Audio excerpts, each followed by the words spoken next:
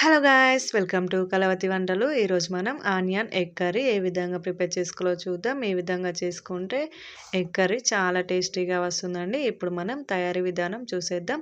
ఇప్పుడు మనం స్టవ్ పై ప్యాన్ పెట్టుకొని అందులో ఆయిల్ అయితే పోసుకోవాలి. ఆయిల్ హీట్ అయిన తర్వాత ఇప్పుడు అందులో మనం ఆనియన్ని వేసుకోవాలి. ఆనియన్ని ఈ విధంగా ఈ సైజులో కట్ చేసుకోవాలి. కర్రీకి బాగుంటుంది. మరీ పెద్దగా కాకుండా మరీ చిన్నగా కాకుండా మీడియం సైజులో కట్ చేసుకుంటే ఈ కర్రీకి బాగుంటుందండి. ఆనియన్ వేసుకొని ఇప్పుడు చిన్న చిన్న తరుక్కున్న 4 పచ్చిమిర్చి ముక్కలను అయితే ఇందులో వేసుకొని ఒక రెమ్మ కరివేపాకు కూడా వేసుకోవాలి. వేసేసుకొని మంచిగా కలుపుకోవాలి. ఈ విధంగా చేసుకుంటే కర్రీ చాలా చాలా టేస్టీగా వస్తుందండి. పిల్లలు కూడా చాలా ఇష్టంగా తింటారు. సో మీ స్టైల్లో మీరు కూడా ఒకసారి ఈ విధంగా ట్రై చేసి చూడండి. చాలా బాగుంటుంది కర్రీ. ఇప్పుడు మనం ఇందులో రుచికి సరిపడా సాల్ట్ని అయితే వేసుకోవాలి.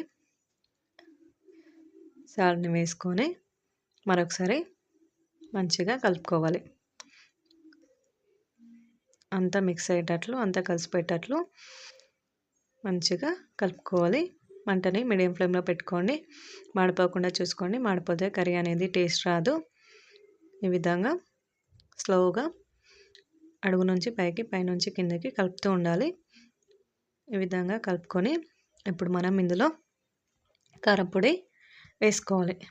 ఇందులోనే ధనియా పౌడర్ కూడా వేసుకోవాలి. వేసేసుకొని మరొకసారి మంచిగా కలుపుకోవాలి. ఈ విధంగా చేసుకుంటే కర్రీ చాలా టేస్టీగా వస్తుందండి. ఈ విధంగా మంచిగా కలుపుకోండి. అంతా మిక్స్ అయ్యేటట్లు మంటని మీడియం ఫ్లేమ్లో పెట్టుకోండి. మాడిపోకుండా చూసుకోండి. ఈ విధంగా మంచిగా కలుపుకున్న తర్వాత ఇప్పుడు మనం ఇందులో ఎగ్ని పలుగొట్టుకొని పోసుకొని అంతా మిక్స్ అయ్యేటట్లు మంచిగా కలుపుకోండి. ఈ విధంగా మంచిగా కలుపుకోవాలి.